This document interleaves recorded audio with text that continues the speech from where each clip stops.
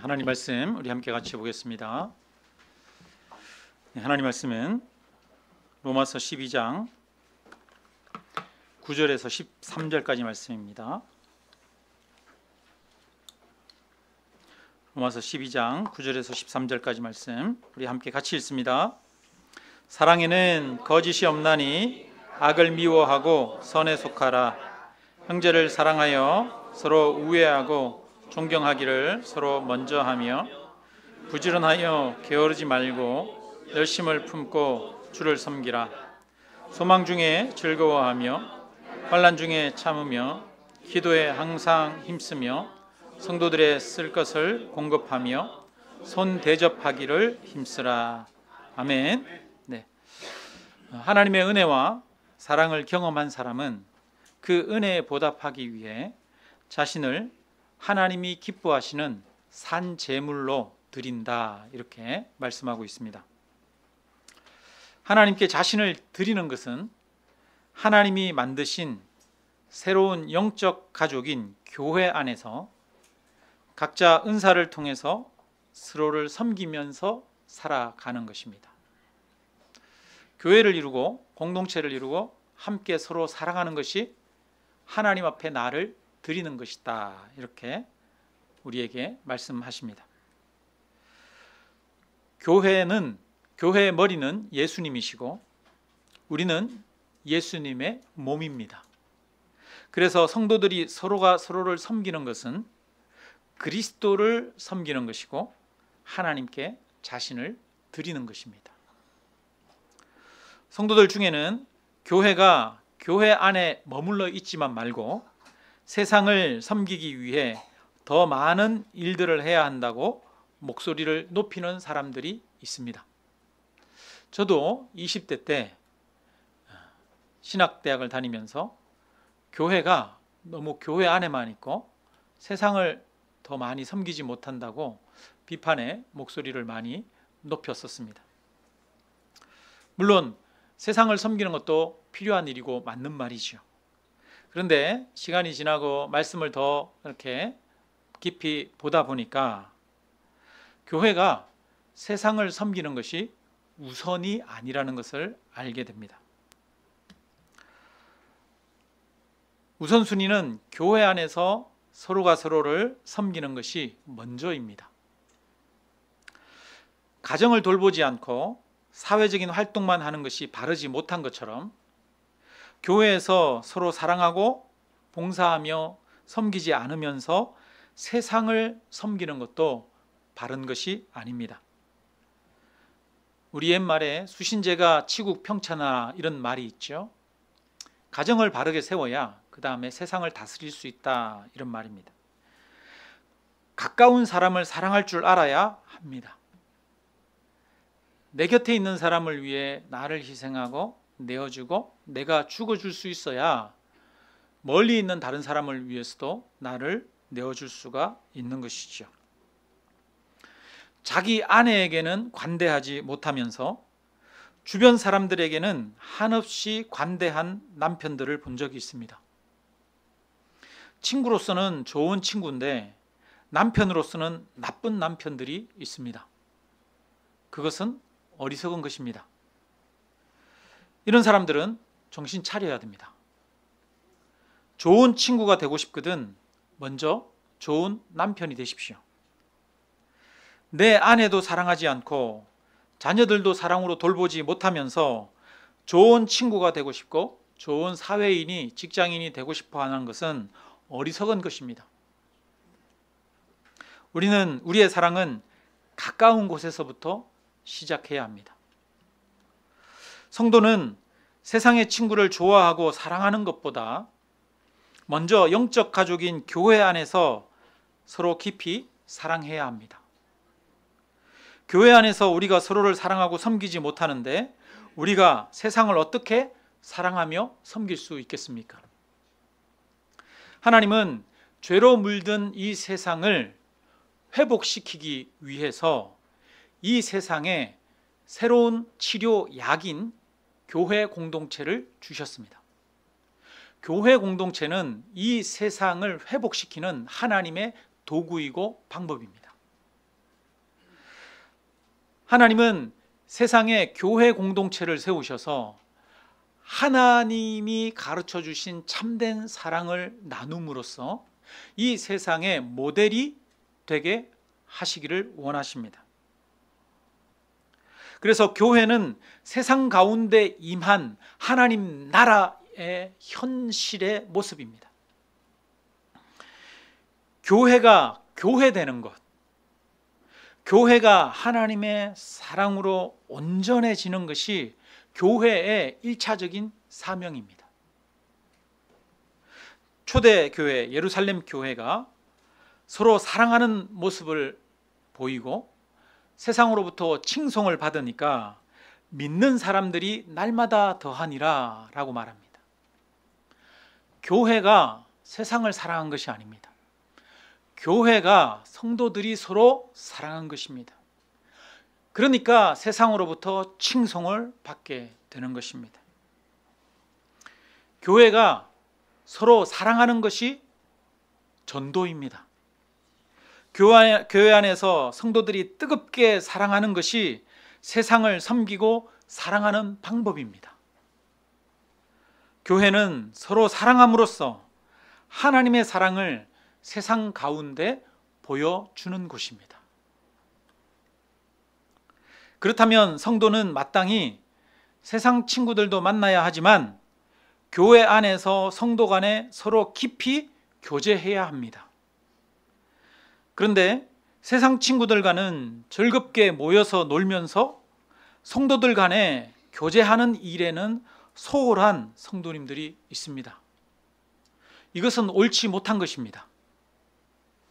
세상 친구들과의 모든 인연을 끊으라는 그런 이야기가 아닙니다.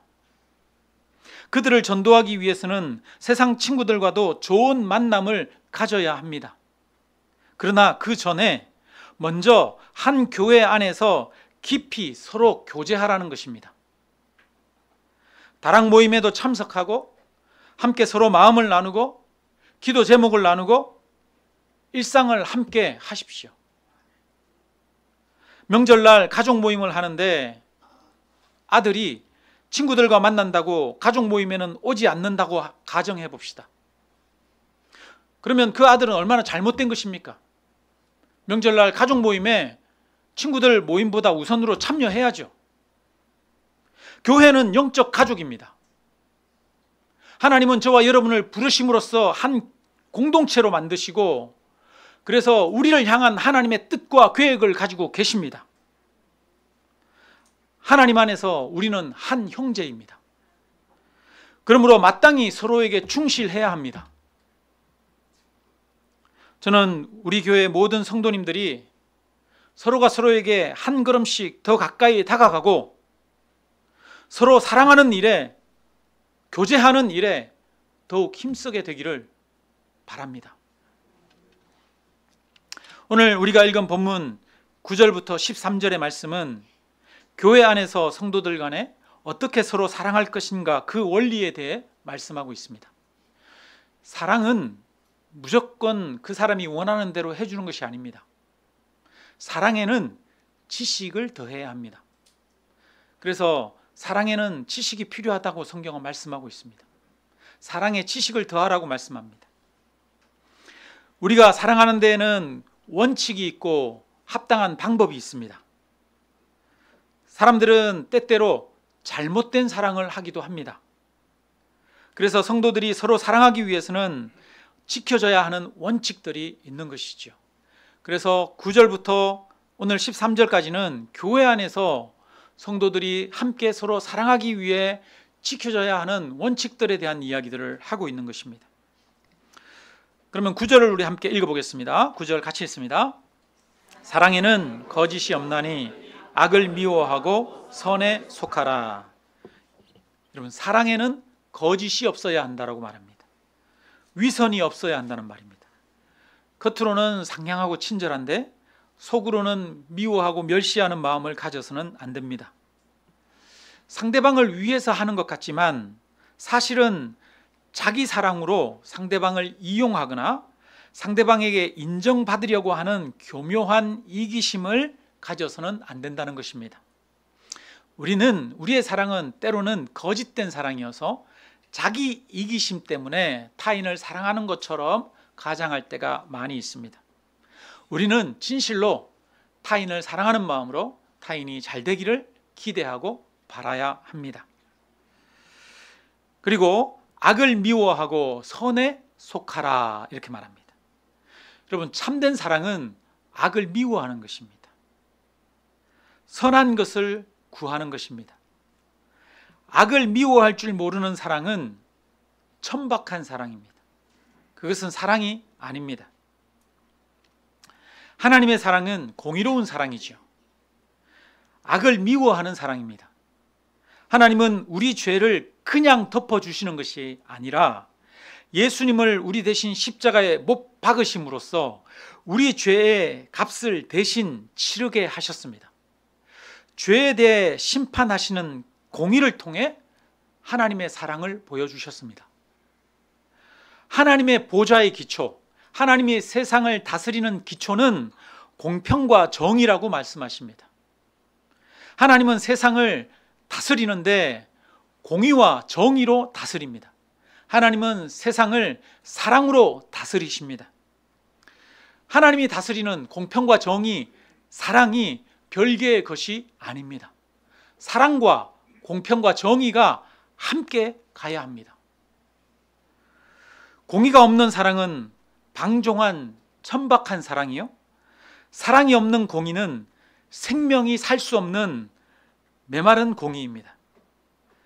악을 미워하고 선을 추구하는 사랑, 공의로운 사랑만이 생명을 살릴 수 있습니다. 그런데 오늘날 많은 사람들이 무조건 상대방의 편을 들어주고 상대방이 원하는 것을 채워주는 것이 사랑이라고 생각하는 잘못된 사랑관념을 가지고 있습니다. 여러분, 하나님이 하나뿐인 아들을 십자가에 내주셔서 우리를 사랑하셨습니다. 여기 있는 여러분들 중에 저를 위해서 아들을 내어줄 수 있는 분 계십니까? 아무도 없지 않습니까? 아들을 내어주는 사랑, 그것은 말로 다 할 수 없는 사랑, 가장 큰 사랑이죠. 이보다 더 큰 사랑은 없습니다. 하나님이 저와 여러분을 이처럼 사랑하십니다. 말로 다 할 수 없을 만큼 지극한 사랑으로 하나님이 저와 여러분을 사랑하십니다. 그러나 이스라엘 백성들이 잘못된 길로 갈 때 하나님은 그들을 전쟁과 기근과 질병으로 엄혹하게 다스리셨습니다. 바벨론의 포로로 끌려가게 하시고 예루살렘 성전까지 하나도 남지 않게 무너뜨리시고 철저하게 심판하셨습니다. 하나님은 이스라엘을 사랑하시기 때문에 심판하셨습니다. 오늘날 많은 그리스도인들이 하나님의 사랑을 잘못 알고 있습니다. 덮어주는 것이, 무조건 덮어주는 것이 하나님의 사랑이라고 잘못 알고 있는 경우가 참 많습니다. 그리스도인들이 세상의 불의에 대해서 분노할 줄을 모릅니다. 악한 것에 대해서 분노할 줄 알아야 합니다. 그리스도인은 세상의 불의에 대해서 분노해야 합니다. 세상의 불의에 대해서 분노하지 않는 것은 세상을 사랑하는 것이 아닙니다. 악에 대해서 분노하지 않는 사람은 올바른 사랑을 할 수가 없는 사람입니다. 잘못된 것을 보고도 나랑 가까운 사람이면 덮어주고 내가 좋아하는 사람이면 잘못되었다고 말하지 않는 건 사랑이 아닙니다. 악한 것을 악하다 하고 선한 것을 구해야 합니다. 그래야 참 사랑이죠. 몇 년 전에 경기도 도지사를 지낸 남지사라고 하는 분이 있었습니다. 그분이 자기 아들을 경찰에 고발했습니다. 남지사의 아들은 마약에 중독되어 있었습니다. 마약 때문에 감옥에도 갔다 오고 병원에도 입원했었지만 마약을 끊지 못하고 또다시 마약 중독에 빠져들었습니다. 남지사는 아버지로서 모든 사회적 체면과 지위와 정치를 포기하고 아들을 경찰에 고발했습니다. 아들을 살리기 위해서 제발 우리 아들 감옥에 좀 가둬주십시오 요청을 했던 것이죠.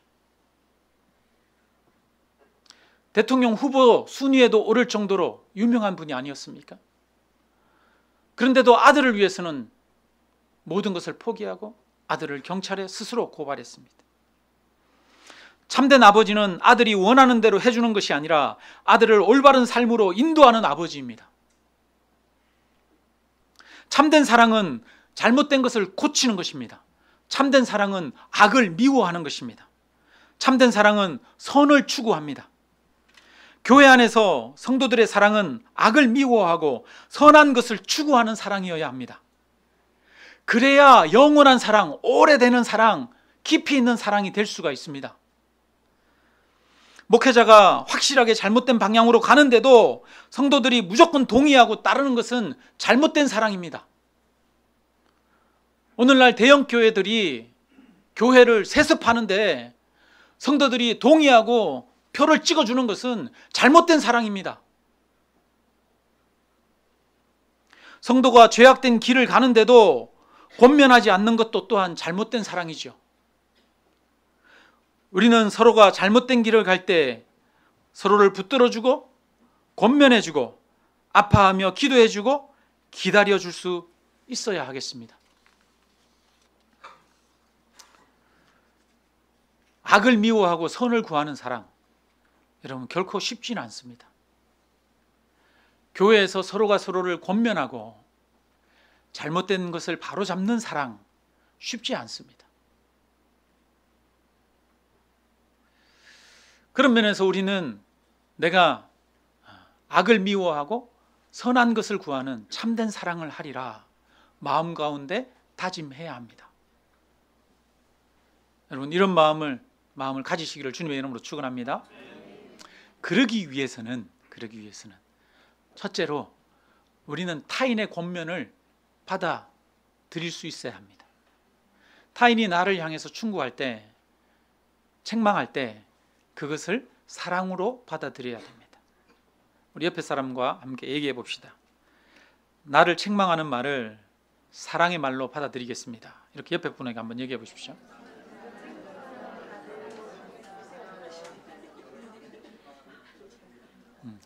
옆에 분에게 또 얘기합니다. 여러분 사랑의 마음으로 미워하고 증오하는 그런 마음이 아니라 긍휼히 여기고 사랑하는 마음으로 잘못된 것을 바로잡을 수 있어야 됩니다. 우리 다시 한번 옆에 분에게 얘기해 봅시다.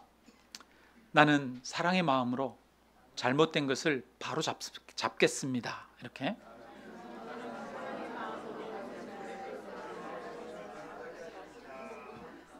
여러분 쉬운 일이 아닙니다. 정말 쉬운 일이 아닙니다. 하나님의 사랑으로 사랑한다는 거 여러분 결코 쉽지 않습니다. 사람이 성숙해야만 가능한 것이고요. 공동체가 성숙해야만 가능한 것입니다. 하나님은 죄에 대해서 심판하시지만 또한 우리를 싸매어 주시고 회복시켜 주시는 분이십니다. 우리도 악을 미워하여 선을 구하고 또한 서로를 책망하면서도 서로를 싸매어주고 회복시켜주는 이런 사랑을 하기를 원합니다. 자, 그 다음에 교회에서 사랑은 이런 사랑이어야 한다는 거예요. 세상의 사랑과는 다른 사랑이어야 한다는 거예요.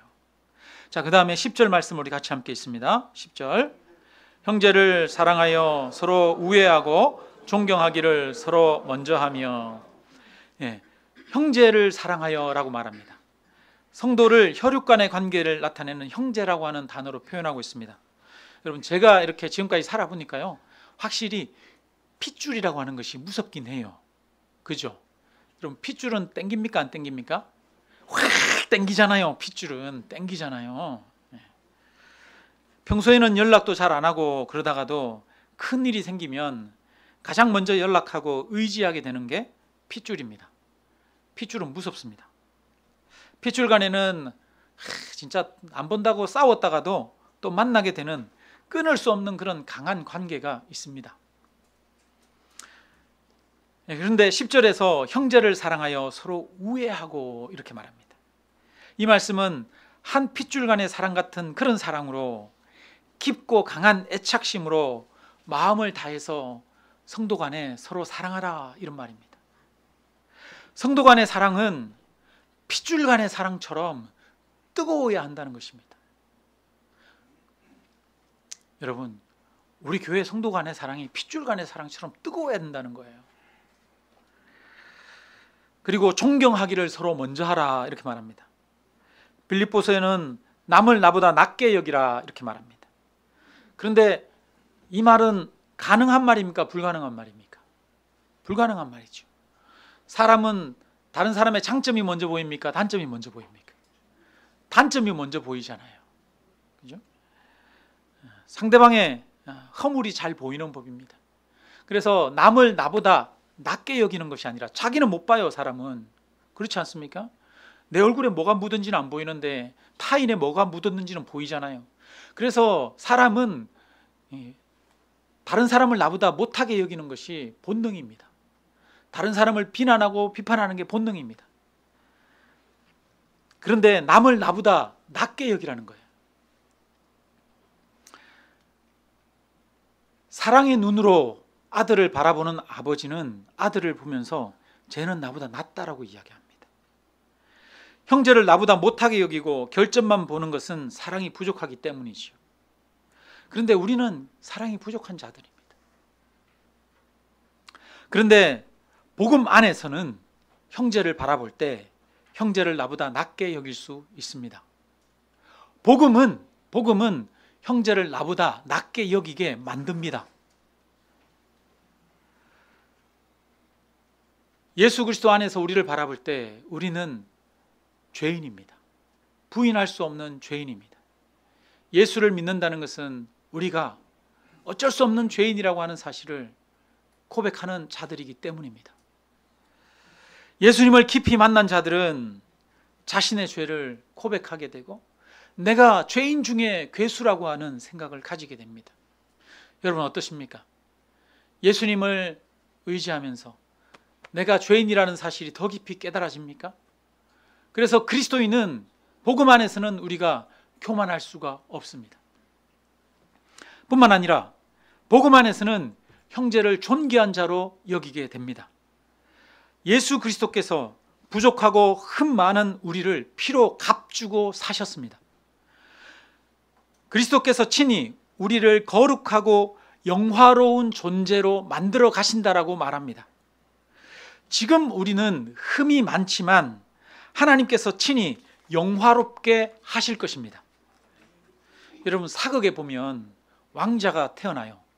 그러면 그 왕자 앞에 가서 조그마한 갓난 아기 앞에 가가지고 모든 대신 관료들이 다 엎드려 절하지 않습니까?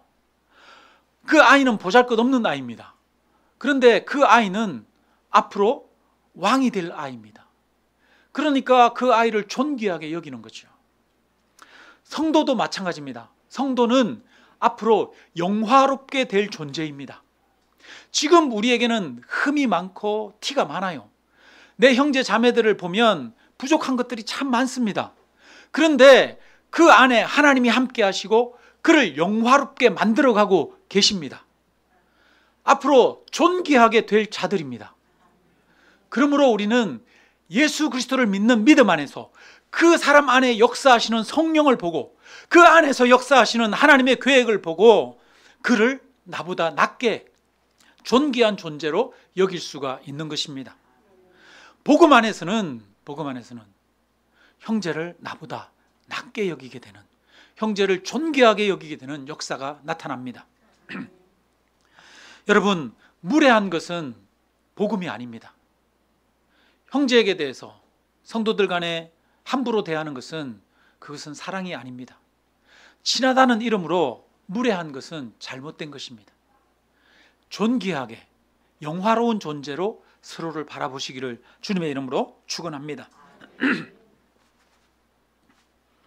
11절 우리 함께 같이 읽겠습니다. 같이 읽습니다.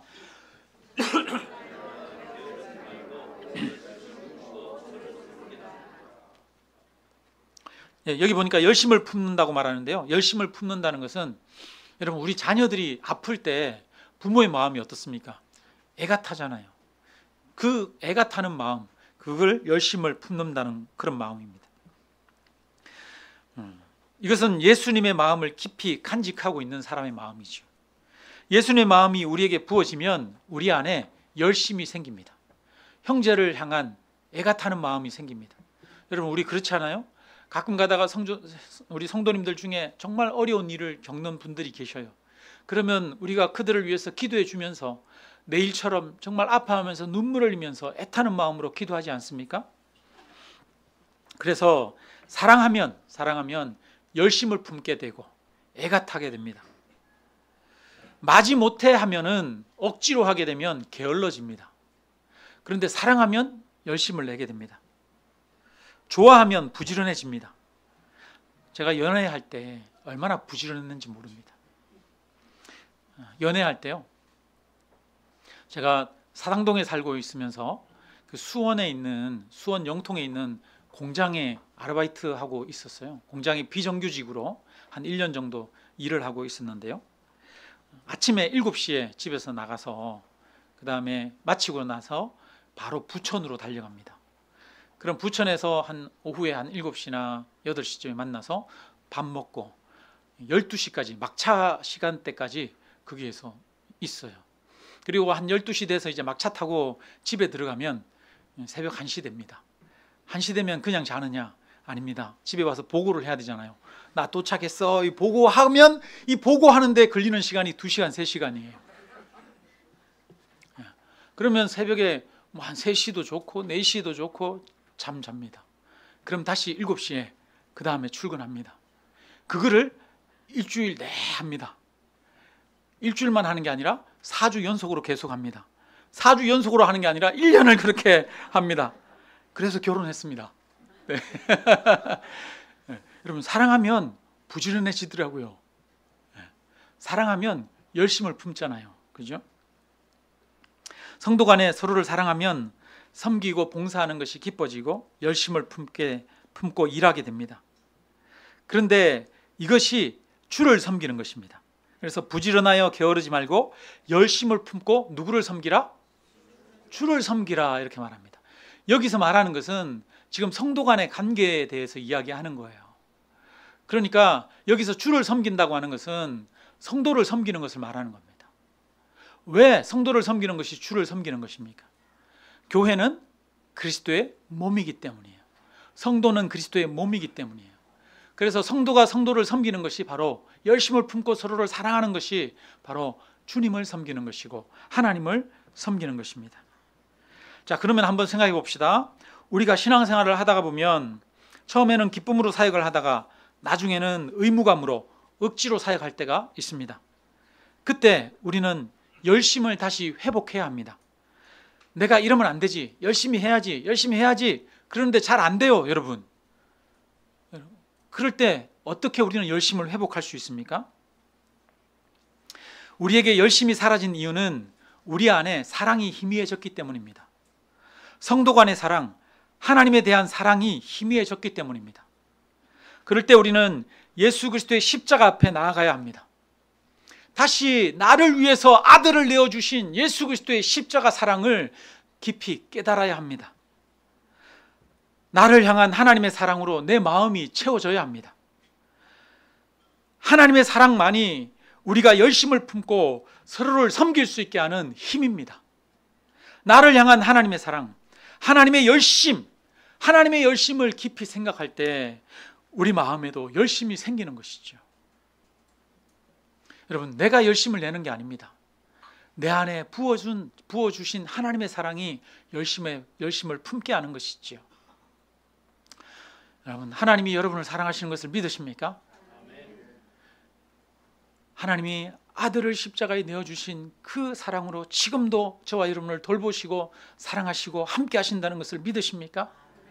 여러분, 그 사랑을 믿으시고 그 사랑에 빠져드십시오. 그리고 그 사랑으로 열심을 품고 서로를 섬기십시다. 우리 12절 같이 읽습니다. 12절, 소망 중에 즐거워하며. 네, 여러분, 소망 중에 즐거워한다, 이렇게 말합니다. 이것 또한 서로가 서로를 향한 태도와 관련된 겁니다. 사랑의 방법인 거예요. 서로를 소망과 기대 가운데 즐거워함으로 바라보라는 것입니다. 여러분 옆에 분 바라보십시오. 옆에 분 바라보면 여러분 소망이 생깁니까?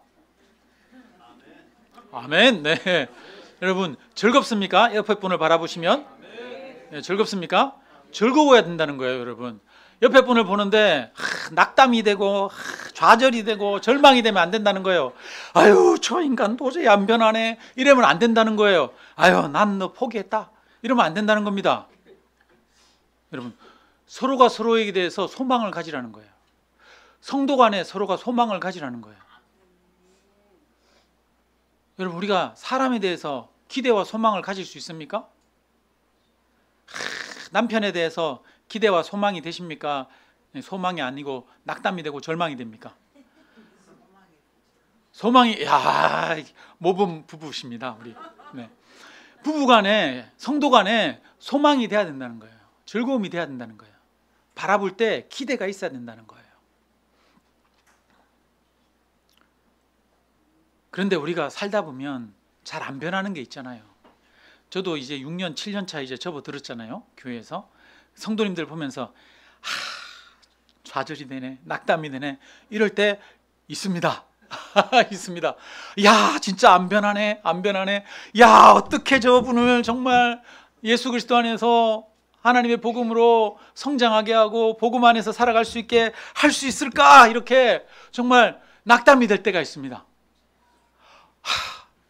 나는 안 되는구나. 내 힘으로는 안 되는구나. 야, 아무리 설교하고 아무리 얘기해도 못 알아듣는구나. 이렇게 느낄 때가 있어요. 그런 분들이 있을까요? 없을까요? 우리 교회 안에도 있을 때가 있어요. 있어요.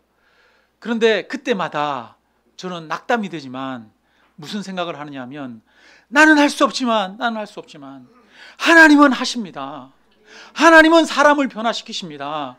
하나님은 사람을 거룩하게 하시고 사람을 성화되어져 가게 하시고 하나님은 사람을 영화롭게 만드십니다. 그래서 목회하면서도 좌절될 때 하나님 그래서 나는 할 수 없습니다. 그런데 감사합니다. 왜냐하면 하나님이 하시기 때문입니다. 하나님이 사람을 만드시고 그 안에서 역사하고 계시기 때문입니다. 그 사람 안에도 하나님이 계신 줄로 믿습니다. 하나님이 일하시는 줄로 믿습니다. 이런 믿음을 가지고 또 나아가는 것이요. 우리가 어떻게 성도들을 서로 잘 안 변하잖아요. 사람은 잘 안 변해요. 그런데 어떻게 서로가 소망 중에 바라보면서 즐거워할 수 있습니까? 우리 안에 역사하시는 성령이 계시기 때문입니다.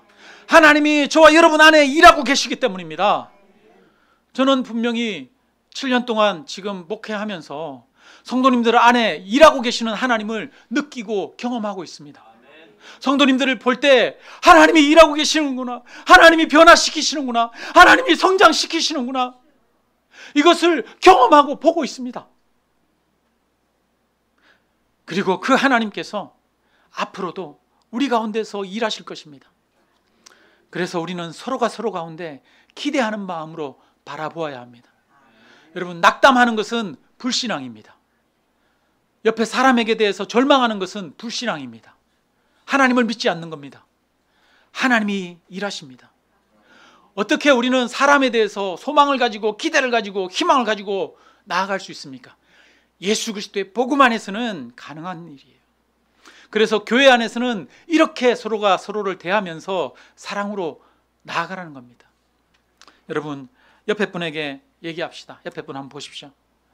나를 포기하지 말아주세요. 이렇게 얘기하면 되겠어요. 네. 자, 그러면 반대쪽에서 이야기합니다. 네, 인내하며 기도하겠습니다. 네. 여러분, 이게 성도의 사랑이라는 겁니다. 교회 안에서 하나님이 일하심을 기대하고 서로에 대해서 즐거워하고 인내하면서 서로가 관계에 어려움도 있고 아픔도 있고 있지만 인내하면서 기도하며 나아간다는 겁니다.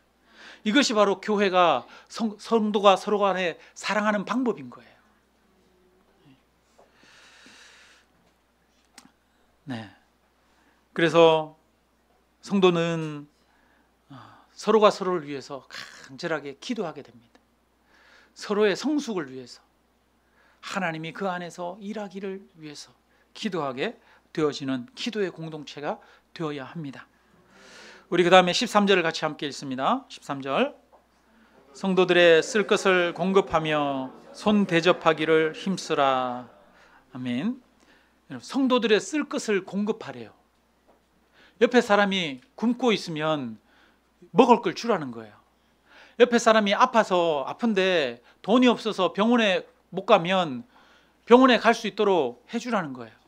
성도들의 쓸 것을 공급하라는 겁니다. 교회 안에서 성도의 사랑은 말과 혀로만 사랑하는 것이 되어서는 안 됩니다. 실제적인 사랑이 되어야 합니다.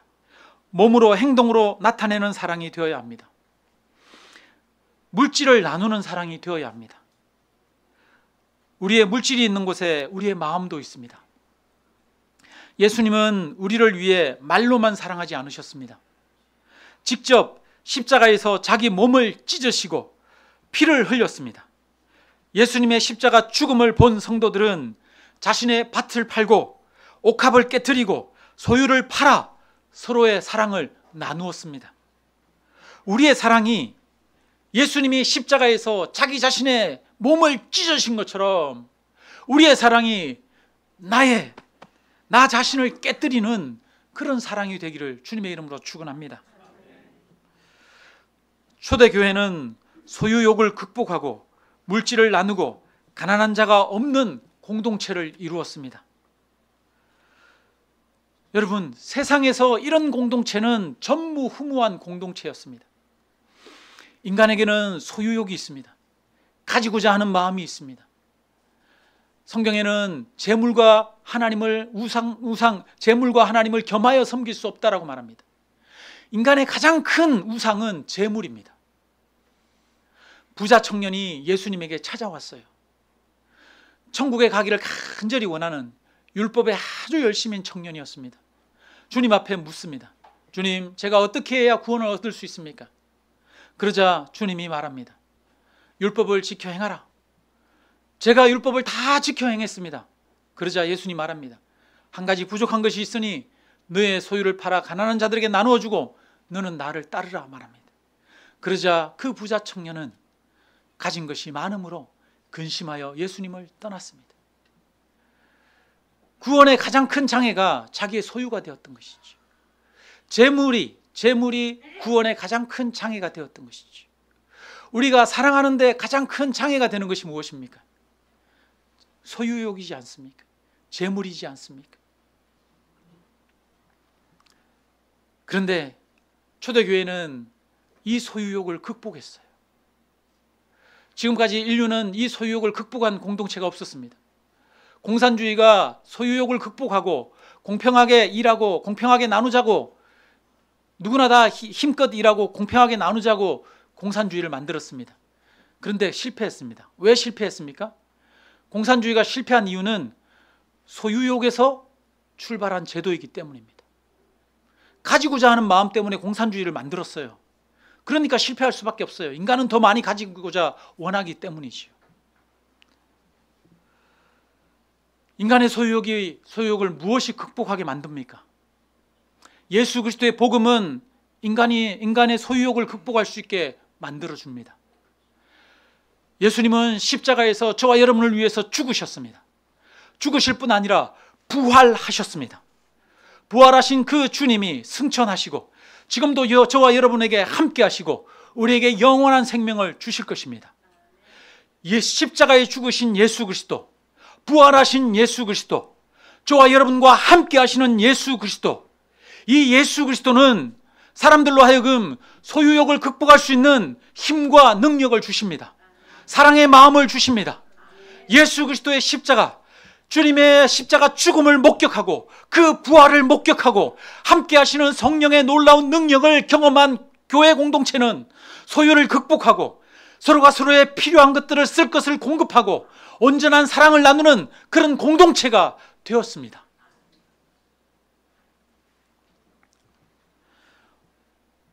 오늘도 우리는 십자가에 죽으신 예수 그리스도를 바라보아야 합니다. 부활하신 예수 그리스도를 바라보아야 합니다. 그리고 우리와 함께하는, 이 안에 함께하시는, 지금도 함께하시는 이 예수 그리스도 성령의 역사를 믿어야 합니다. 그럴 때 교회 공동체는 가진 것을 나누고 서로의 필요를 공급하는 그런 사랑을 할 수가 있습니다. 재물은 서로 사랑하는 도구인 것이지, 물질은 나의 안전을 보장하는 도구가 아니라 서로가 서로를 사랑하는 도구인 것입니다. 그래서 바울은 말하죠. 힘써 일하라고 말합니다. 성도들의 쓸 것을 공급하기 위해서 힘써 일하라는 거예요. 더 많이 소유를 쌓기 위해서 일하는 것이 아니라 서로가 서로를 사랑하기 위해서, 섬기기 위해서, 옳은 일을 하기 위해서 열심히 일하라고 말하고 있습니다. 우리가 이런 사랑으로 서로가 사랑할 수 있기를 주님의 이름으로 축원합니다. 우리는 그런 사랑을 할 수 있는 능력이 없습니다. 그러나 하나님이 그런 능력을 주십니다. 하나님은 교회를 이런 공동체로 세우기를 원하셨습니다. 그래서 높은 산 위에 있는 횃불과 같이, 등불과 같이 세상에 비치기를 원하셨습니다. 교회가 세상을 섬기는 방법은 세상에 나아가서 그들을 도움으로 섬기는 것이 아닙니다. 물론 그것도 필요하지만 교회가 세상을 섬기는 방법은 교회가 교회됨으로써 하나님의 참된 사랑을 보여주고 참된 믿음의 공동체를 이룸으로써 세상을 섬기는 것입니다. 우리가 사랑하는 것이, 우리가 서로를 섬기는 것이 세상을 변화시키는 일입니다. 우리가 사랑하는 것이 세상을 섬기는 일입니다. 여러분, 하나님은 저와 여러분을 향해 이런 계획을 가지고 우리를 부르셨습니다. 우리가 더 깊이 이 사랑으로, 주님의 사랑으로 함께 사랑하는 그런 영적 공동체를 이루시기를 주님의 이름으로, 그래서 정말 저와 여러분의 인생이 값지고 귀하게 쓰임받는, 이 세상을 위해 쓰임받는 그런 인생이 되기를 주님의 이름으로 축원합니다. 우리 함께